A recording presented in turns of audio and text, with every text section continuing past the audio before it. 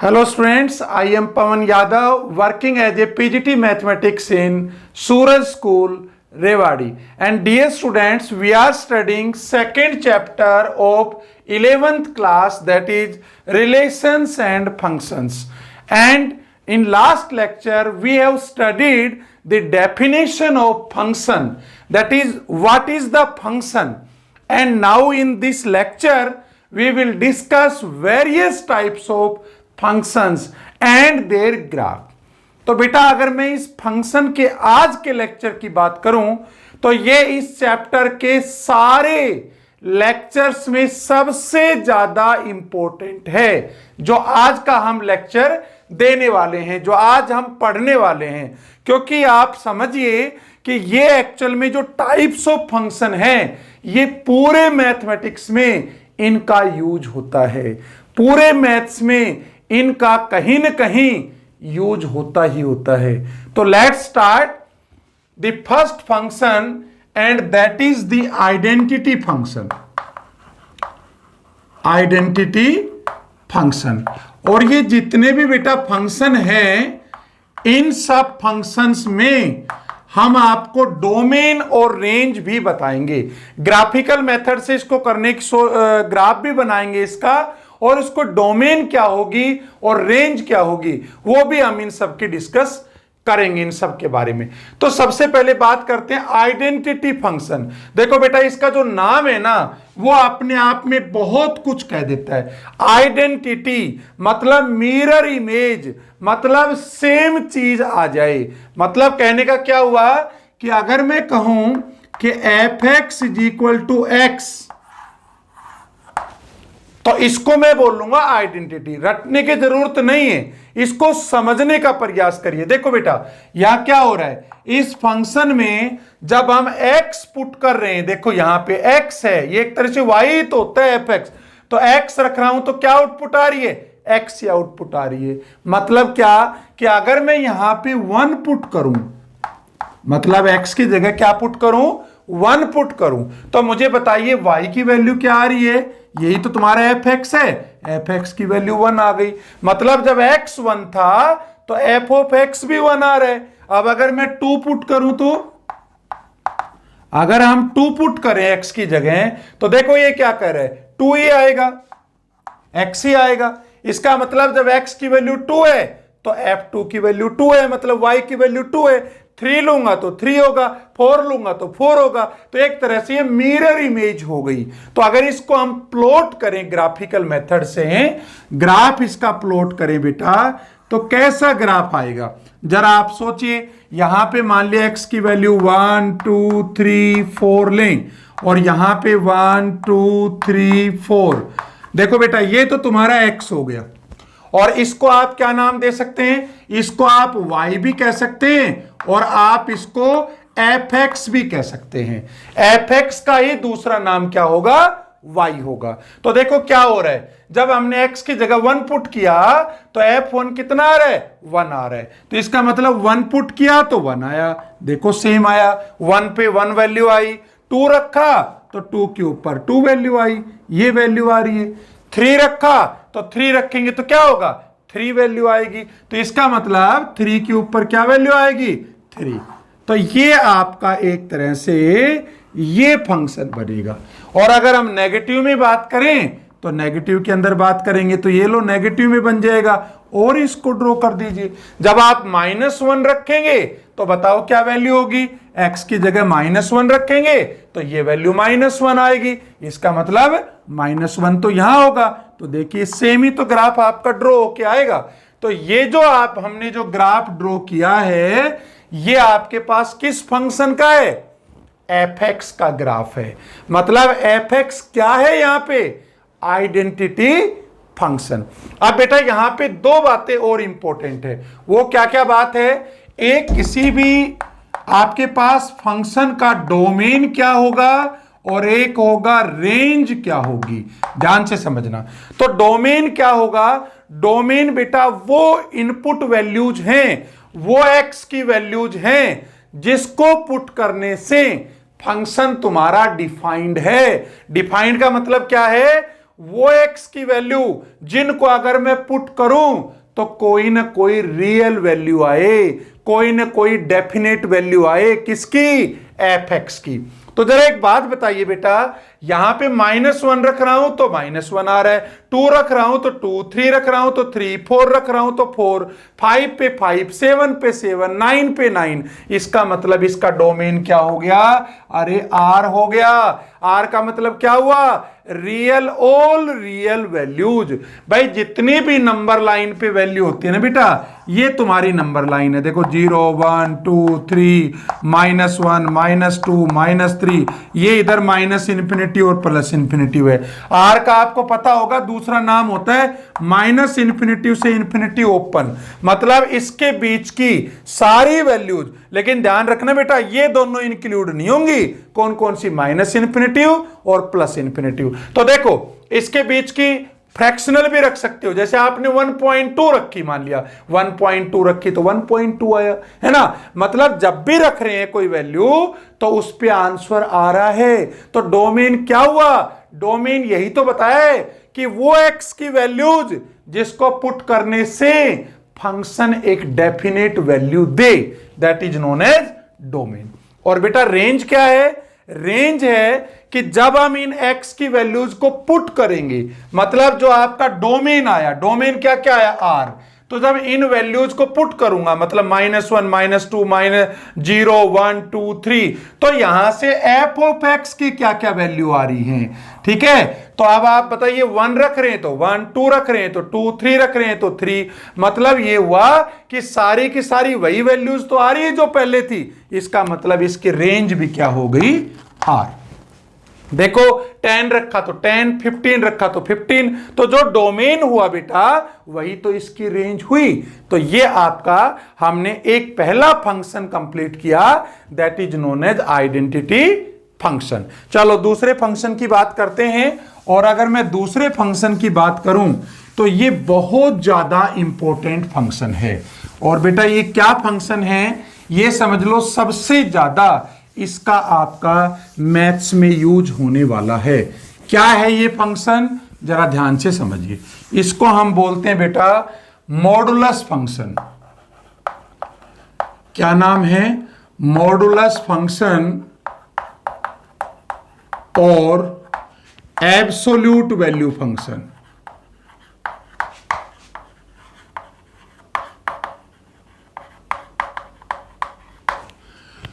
Modulus function और इसका दूसरा नाम क्या है?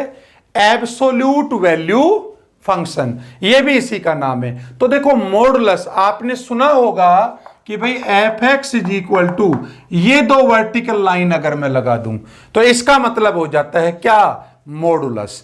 अच्छा अब ये मॉडुलस की खास बात पता है क्या है बेटा? इसके अंदर कुछ भी पुट करो, ये ऐसा जादू करता है कि बाहर पॉजिटिव वैल्यू ही आएगी। मतलब क्या हुआ कि अगर आप इस x की जगह देखो, अगर इस x की जगह आपने 1 पुट किया तो 1 का मॉडुलस क्या होगा? 1। मतलब पॉजिटिव वैल्यू थी तो पॉजिटिव ही बाहर आ गई। अगर हमने इसकी जगह -1 पुट कर दिया तो देखो -1 वैल्यू है लेकिन मॉडुलस लूंगा तो +1 ही आएगी। मतलब -1 है ना बेटा, ये माइनस से मल्टीप्लाई और हो जाएगी +1। जो मनमर्जी पुट कर लो। जैसे आपने 1.6 पुट किया तो 1.6 का मॉडुलस क्या होगा? 1.6। बाहर तो पॉजिटिव आनी है। और अगर मैं f -10 लूं तो -10 का मॉडुलस मतलब 10। मतलब ये हुआ कि जो भी हम पुट करेंगे, नेगेटिव हो पॉजिटिव हो, बाहर क्या आना है? पॉजिटिव ही बाहर आना है। तो अगर इसका ग्राफ बनाना चाहें तो इसका देखो बेटा ग्राफ कैसा बनेगा, वो भी एक बार डिस्कस कर लेते हैं। तो ग्राफ बनाने से पहले अगर मैं इसको ब्रेक करूं fx को, तो देखो बेटा ये ऐसे ब्रेक होता है एक्चुअल में। fx इज इक्वल टू, हम कहेंगे x when x is greater than equal to 0। ध्यान से समझना, बहुत ज्यादा यूज होने वाला है। और हम कहेंगे -x when x is less than 0। अब इसका मतलब समझिए जरा आप क्या हुआ। देखो बेटा आपने जब 1 पुट किया, क्या पुट किया? 1। तो आप ध्यान से देखो 1 का मॉडुलस हमने लिया तो क्या आंसर आया 1। और ये क्या कह रहा है, देखो ये कह रहा है अगर x की वैल्यू 0 से बड़ी हो तो 0 से बड़ी क्या हुई, ये 1 ली मैंने x की जगह, तो 1 0 से क्या हुई, बड़ी हुई।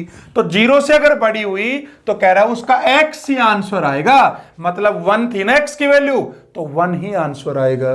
और एग्जांपल ले तो जैसे 1.6 लिया तो 1.6 क्या है, 0 से बड़ा है, तो 1.6 ही आंसर आएगा, कह रहा है x ही आंसर आएगा।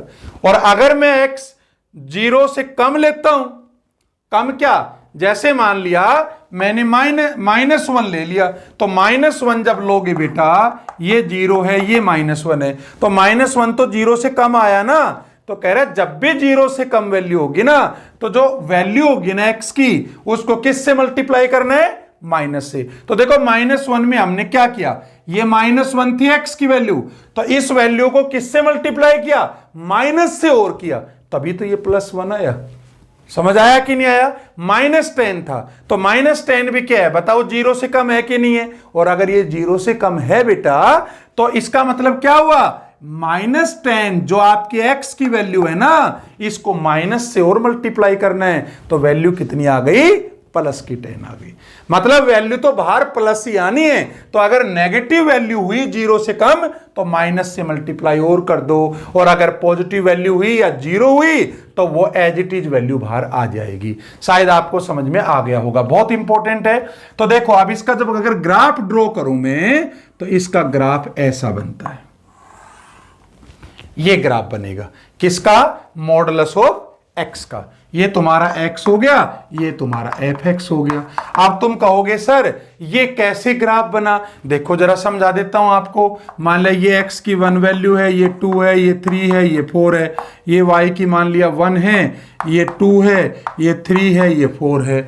यहां पे बात करें -1 -2 और मान लिया -3, ये आपके पास इधर वैल्यूज हैं। तो ध्यान से देखो बेटा, अगर हम इसके अंदर 1 पुट करें तो 1 का मॉडुलस क्या होगा, 1 होगा। तो 1 के ऊपर तो देखो 1 आ गया कि नहीं आ गया, ये पॉइंट आ गया। अगर 2 रखेंगे तो 2 का मॉडुलस कितना होगा भैया, f ऑफ 2 कितना होगा जरा बताइए, 2 का मॉडुलस मतलब 2 होगा। 2 होगा तो क्या कहूंगा मैं, अगर x 2 है तो y 2 आ गया। 3 रखेंगे तो कितना होगा, 3 का मॉडुलस 3 आएगा। 3 रखेंगे तो 3 का मॉडुलस तुम्हारा क्या होगा, 3 आ जाएगा। और अगर -1 लेता हूं तो क्या आएगा, जरा सोचो। -1 लेते थे तो -1 का मॉडुलस तो 1 आता था, इसका मतलब -1 पे वही वैल्यू आएगी। देखो ध्यान से, -2 लूंगा तो 2 आएगा। ध्यान से देखो, -2 जब आप लोगे तो -2 का मॉडुलस क्या लोगे, -2 का मॉडुलस 2 बार आएगा। जैसे ही 0 से कम होगी x की वैल्यू तो माइनस से मल्टीप्लाई और कर दो, तो -2 को माइनस से करेंगे तो +2 आ गया। तो देखो बेटा -3 पे 3 होगा, तो आप देखो यही तो ग्राफ ड्रॉ होके आएगा। तो ये हमारा ग्राफ हो गया किसका, मॉडुलस x का। जब भी वैल्यू पुट करेंगे तो पॉजिटिव ही बाहर आएगी। और ये जो ब्रेकअप वाला है ना बेटा, इसको ध्यान से आप समझ लेना, ठीक है। अच्छा, कई बार ग्राफ बनाना आ जाता है कि भाई x - 2 के मॉडुलस का ग्राफ बनाओ। आप बताओ कैसे बनाओगे, तो क्या करना है आपको, मॉडुलस x का जब आपने ग्राफ बनाया था तो क्या बना था, ये 0 है, ये आपका यहां से ओरिजिन से यहां बढ़ना शुरू हो गया, इधर सेम मिरर इमेज है। तो x - 2 का ग्राफ कैसे बनेगा, ये देखो इसकी वैल्यू x एक्सिस पे 0 कहां बनेगी, तो इसको 0 के इक्वल पुट कर दो, तो x - 2 = 0, तो x = 2 आ जाएगा। इसका मतलब 2 पे 0 बनेगा। तो पता है सिर्फ इसका जो ये पॉइंट है ना, ये शिफ्ट हो जाएगा, ये 1 है ये 2 है, तो ये पॉइंट तुम्हारा, इसका ये पॉइंट आ गया। इसके बाद तो फिर उसके बाद वही बनेगा, कैसे, ये इधर चला जाएगा, ये इधर आ जाएगा। कैसे जरा बताइए, जब आपने 2 रखा बेटा, x की जगह 2 रखा तो y 0 है। जब 3 रखोगे, 3 रख के देखो तो y की वैल्यू क्या आएगी, 1 आएगी। 3 रखोगे तो 1, 4 रखोगे तो 4 - 2 2 आ जाएगा। समझ में बात आ रही है? 1 रखोगे तो 1 माइनस 2 कितना हुआ? -1, और -1 का मॉडुलस कितना होता है? 1 होता है। तो इसका मतलब इसके ऊपर 1 वैल्यू आ गई। देखो सेम आ रही है कि नहीं आ रही है? समझ गए? तो इसलिए बिल्कुल इसको सिंपल वे में लेना है, ऐसे आपको समझने का प्रयास करना है। अच्छा आप बताओ डोमेन क्या हुआ इसका? डोमेन बता सकते हो बेटा? डोमेन क्या कहा था मैंने भाई? वो इनपुट वैल्यूज जिस पे फंक्शन हमारा क्या हो? डिफाइंड हो। तो ये फंक्शन किस किस पे डिफाइंड है जरा बताओ बेटा? ये x की जगह देखो हमने क्या किया, ग्रेटर देन 0 भी पुट कर ली सारी, -+5 +6 +7 7.5 10 कुछ भी ग्रेटर देन 0 पुट करो तो कुछ ना कुछ आंसर आएगा, पॉजिटिव ही आंसर आना है। और जब लेस देन 0 पुट करेंगे -10 तो 10, -15 15, -100 100, मतलब सब पे आंसर आ रहा है। इसका मतलब ये सब पे डिफाइंड है। तो डोमेन कितना आ गया? R आ गया। लेकिन बड़ा इंटरेस्टिंग है, अब रेंज क्या होगी? जरा दिमाग लगाओ बेटा, आपको 1 मिनट का समय दे रहा हूं। इसकी रेंज क्या हुई? क्या कहा था मैंने? रेंज कैसे निकालते हैं? ये जो डोमेन की वैल्यूज हैं, ये जब हम यहां पे पुट करेंगे तो पुट करने के बाद जो आंसर आएंगे उसको बोलते हैं रेंज। तो बताओ क्या क्या आंसर आएंगे जरा? भाई आपने -1 रखा तो भी आंसर 1 आया, 1 रखा तो भी 1, 2 रखोगे तो 2, 1.6 पे 6। तो आप इमेजिन कर सकते हो नेगेटिव वैल्यू तो कहीं आ ही नहीं रही है। इसका मतलब है क्या कहेंगे? Range all positive real numbers, और you can say non negative real numbers. मैंने क्या कहा बेटा? नॉन नेगेटिव क्यों कहा मैंने? कि भाई मैं कुछ भी पुट करूं, चाहे नेगेटिव करूं, देखो डोमेन में तो R आ गया, मतलब नेगेटिव वैल्यू भी है सारी और पॉजिटिव भी है। लेकिन जब मैं नेगेटिव रख रहा हूं चाहे पॉजिटिव रख रहा हूं, सब पे आंसर तो पॉजिटिव ही आ रहा है। तो यही तो तुम्हारी रेंज है। तो इसका मतलब रेंज क्या हुई? ऑल पॉजिटिव रियल नंबर, और you can say non negative real numbers, मतलब नेगेटिव नहीं आएगा। और एक तरीका बता देता हूं, आप ये भी कह सकते हो 0 से इन्फिनिटिव, मतलब 0 तो क्लोज है और इन्फिनिटी ओपन है, मतलब ये इंक्लूड नहीं है और ये इंक्लूड है। 0 तो आ सकता है, कब आ सकता है? देखो जब 0 रखूंगा तो आंसर 0 ही तो आएगा, लेकिन इन्फिनिटिव तो कभी भी नहीं आता ना बेटा। याद रखना, इन्फिनिटिव तो कभी वैल्यू आती ही नहीं है, इन्फिनिटिव कोई वर्ड होता ही नहीं है, मतलब इनफाइनाइट जो फाइनाइट ना हो। इसलिए हम इसको हमेशा ही -इन्फिनिटी और +इन्फिनिटी को ओपन इंटरवल में लेंगे। इस बात का आपको ध्यान रखना है। तो बेटा ये हमने डिस्कस किया कौन सा फंक्शन? Modulus function. और आप ये समझ लीजिए ये मॉडुलस जो फंक्शन है ना, ये बहुत ज्यादा यूज होता है। और इसी तरह का जो अगर हम नेक्स्ट अगर फंक्शन लेते हैं मॉडुलस की तरह ही, जो सबसे ज्यादा यूज होने वाला फंक्शन है, वो हम अब स्टडी करने जा रहे हैं, और वो होता है ग्रेटेस्ट इंटीजर फंक्शन। क्या नाम बताया है मैंने? Greatest integer function. तो देखो बेटा इसको भी एक बार स्टडी करते हैं कि ये ग्रेटेस्ट इंटीजर फंक्शन क्या है। देखो जरा, greatest integer function, very very important, लगा भी देता हूं मैं, वेरी वेरी इंपॉर्टेंट। इसको हम लेस देन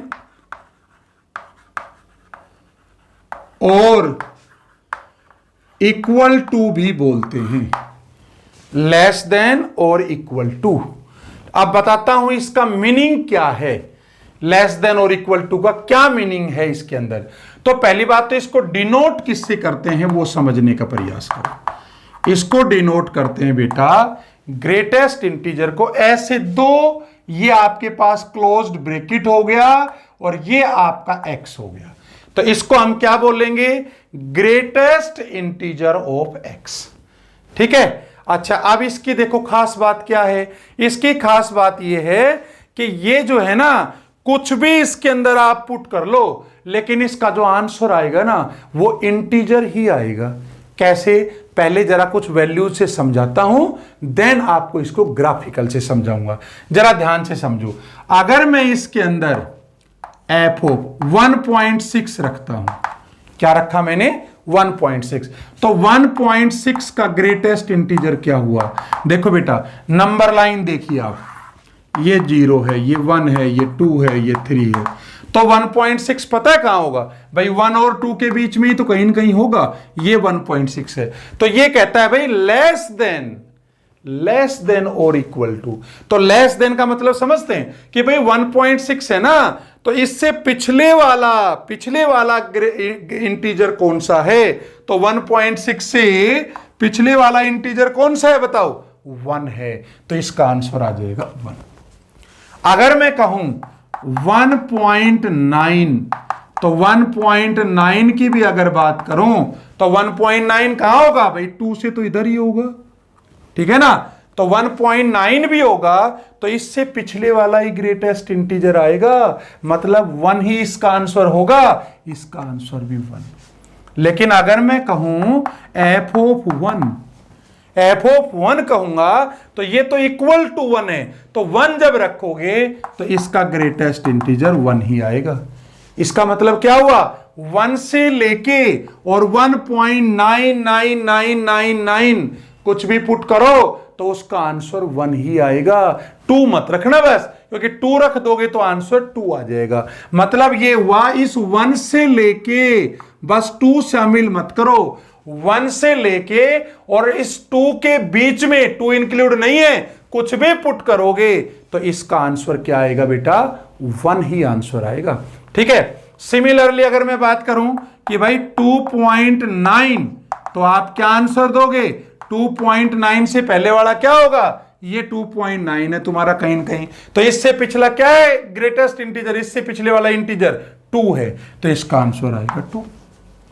शायद आपको समझ में आ गया होगा। इसी तरह अगर मैं कहूं f ऑफ 0.2, तो 0.2 का ग्रेटेस्ट इंटीजर बताओ 0.2 कहां होगा? कहीं न कहीं यहां होगा, तो इंटीजर इसका क्या होगा बताओ? इससे पिछला क्या है? 0, तो ये 0 आंसर आ गया, ठीक है। अच्छा, अब अगर कोई आपसे पूछ ले कि भाई f -1.2 बताओ, तो आप कहेंगे सर माइनस का 1 हो गया, है ना? क्योंकि जैसे 0.2 पे 0 आया था, 2.9 पे 2 आया था, 1.9 पे 1 आया था, तो इसी तरह सर -1.2 लेंगे तो -1 आएगा। ये बेटा गलत है, ऐसी मिस्टेक मत कर देना। कैसे? जरा समझो। ये -1 है और ये -2 है, तो बताना जरा -1.2 कहां बनेगा? -1.2 कहीं न कहीं -1 और 2 के बीच में बनेगा, ठीक है। -1 और -2 के बीच में बनेगा। अब ये कहीं न कहीं पॉइंट आएगा -1.2 का, तो -1.2 का ग्रेटेस्ट इंटीजर क्या होगा? हमने कहा था उससे पिछली वैल्यू, तो इससे पिछली वैल्यू क्या है जरा बताओ ना? इससे पिछली वैल्यू तो -2 है, तो ये आ जाएगा -2।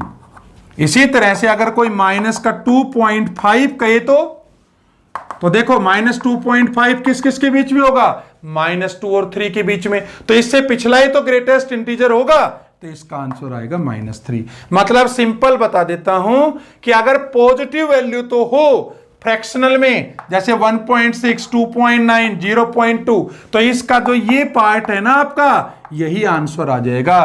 पॉइंट से जो पहले वाले जो वैल्यू है वही आंसर होगा। लेकिन अगर माइनस में हो वैल्यू, तो आपके -1.2 हो तो -1 से पिछली आएगी -2, -2 होगा तो -3।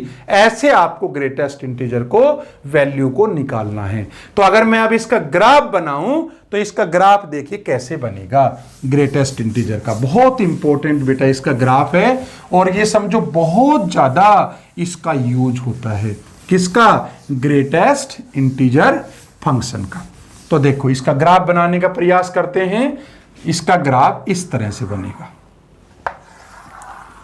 ये आपके पास 0 है, ठीक है बेटा।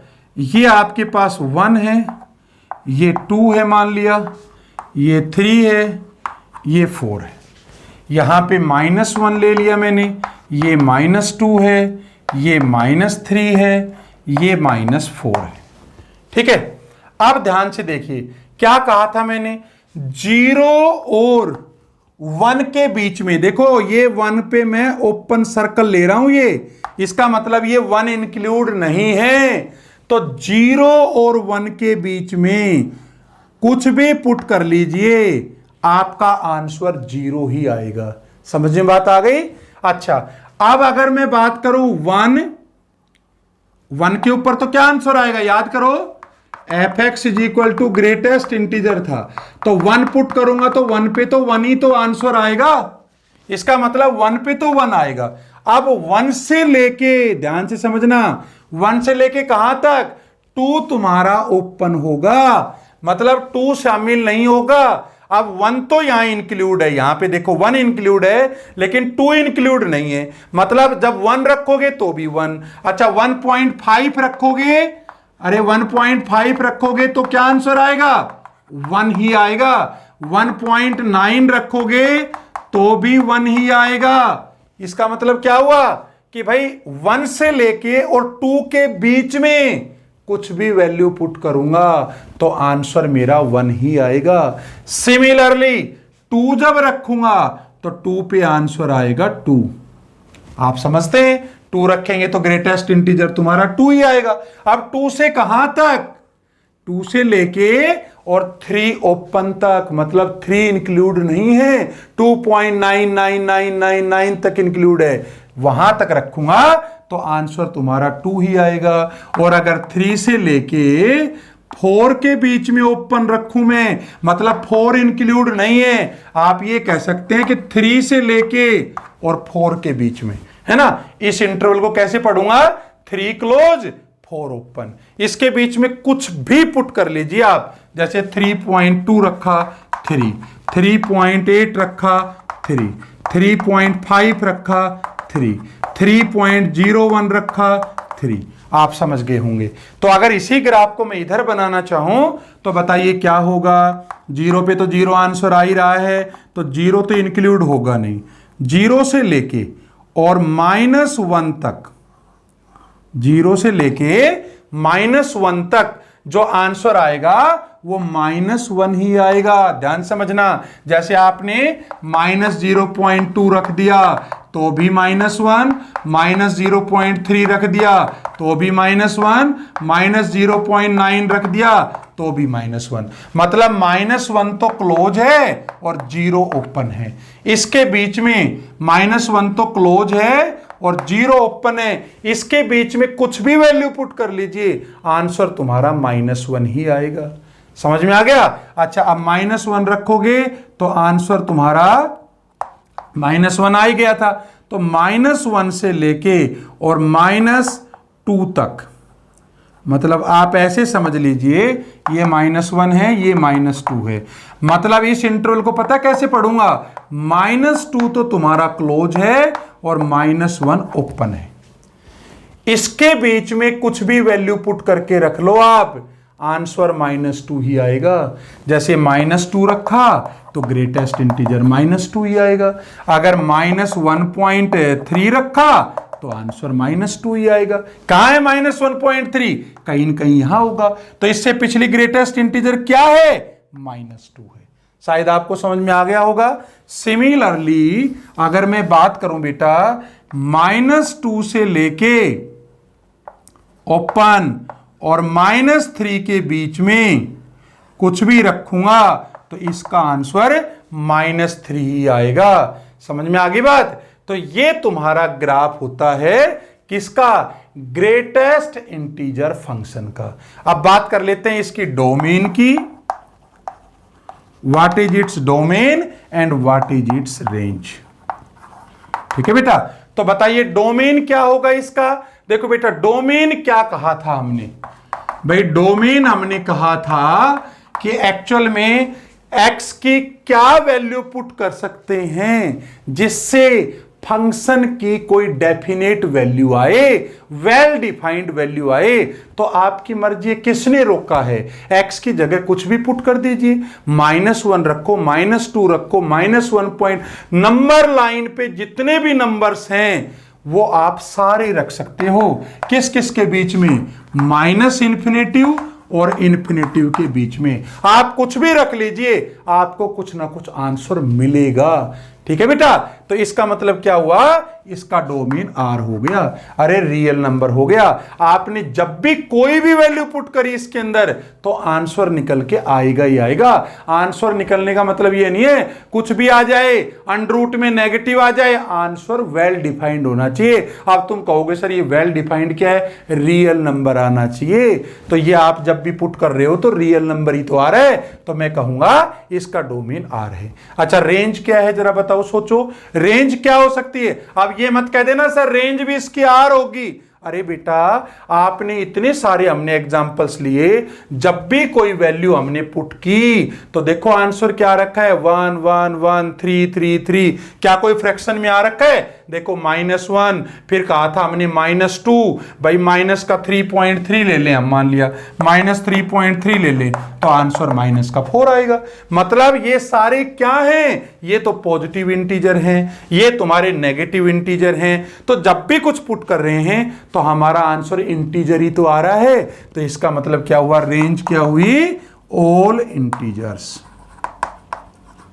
और इसको आप जेड भी कह सकते हैं। समझ गए ना? मतलब रेंज होती है जब हम डोमेन को पुट करेंगे तो जो हमारे आंसर्स आएंगे उसको हम बोलेंगे रेंज। और जब हम डोमेन की वैल्यूज को पुट कर रहे हैं एक्स के अंदर तो हमारे आंसर तो इंटीजर ही तो आ रहे हैं। तो इसलिए बेटा इसको हम बोलते हैं, इसका जो रेंज होगी वो तुम्हारी इंटीजर्स होगी। तो बेटा ये बहुत ज्यादा इंपॉर्टेंट तुम्हारा फंक्शन था जो हमने अभी स्टडी किया है। कौन सा फंक्शन था जरा बताइए? Greatest integer function. और अब तक हमने 3 फंक्शंस को स्टडी कर लिया है। और अगर मैं नेक्स्ट फंक्शन की बात करूं तो जो 4th वन जो फंक्शन है उसको बोलेंगे हम कांस्टेंट फंक्शन। तो जरा एक बार उसको भी स्टडी कर लेते हैं कि कांस्टेंट फंक्शन क्या है। कांस्टेंट फंक्शन तो देखो बेटा नाम से क्लियर है, मतलब ऐसा फंक्शन जिसकी वैल्यू हमेशा कांस्टेंट ही आए। जैसे मैं कह दूं कि f(x) = c कोई भी वैल्यू हो सकती है, पॉजिटिव भी हो सकती है, नेगेटिव भी हो सकती है। अब आप x की जगह जो मन मर्जी पुट कर लीजिए, 1 रख दो, 2 रख दो, 3 रख दो, 4 रख दो, 5 रख दो, -1 रख दो, इसका आंसर तो c आना है। ठीक है ना? मतलब ये x पे डिपेंड ही नहीं कर रहा है। तो बताओ कांस्टेंट हो गया कि नहीं हो गया? ठीक है, तो अब आप बताइए अगर इसका ग्राफ ड्रॉ करें हम कांस्टेंट फंक्शन का तो क्या आएगा? जरा सोचो। 0 रख रहा हूं तब भी आपके पास क्या आ रहा है? c आ रहा है। ठीक है, 1 रख रहा हूं तब भी c आ रहा है। तो बेटा ये आपका फंक्शन बन गया। ये क्या बन गया? ये मान लिया मेरी वैल्यू c है। कितनी वैल्यू है? c है। f(x) = c, तो y की तो वैल्यू है, ये तुम्हारा x हुआ, ये तुम्हारा y हुआ, ये c वैल्यू है मान लिया। ठीक है, इसको हम f(x) भी कह सकते हैं। और तो आप क्या देख रहे हो? यही तो आंसर आ रखा है। तो ये आपके पास आ गया कांस्टेंट फंक्शन। अगर c <0 होती, नेगेटिव होती तो ये ग्राफ यहां पे आ जाता है ना। प्लस है, अगर c की वैल्यू प्लस है तो ऊपर बन जाएगा, माइनस है तो नीचे बन जाएगा। समझ में आया? अच्छा, जैसे मान लिया ऐसे समझो ना कि अगर f(x) = 2 होता तो अब आप देखो 1 रखेंगे तो भी 2, 2 रखेंगे तो भी 2, 3 रखेंगे तो भी 2, क्योंकि ये तो डिपेंड ही नहीं कर रहा ना x के ऊपर। चलो अब आप बताओ इसका डोमेन क्या हुआ? क्या कहा था हमने? डोमेन क्या होता है? डोमेन होता है बेटा हम क्या क्या वैल्यू पुट कर सकते हैं। तो क्या क्या वैल्यू पुट कर सकते हैं? आपकी मर्जी, कुछ भी वैल्यू पुट कर दो, -1 -2 -3 जो भी नंबर लाइन पे आपकी वैल्यूज हैं कुछ भी पुट करो, आंसर तो c को ही आना है। इसका मतलब डोमेन तो हो गया r। लेकिन रेंज क्या हुई? अब ये मत कह देना सर रेंज इसकी आर हो गई।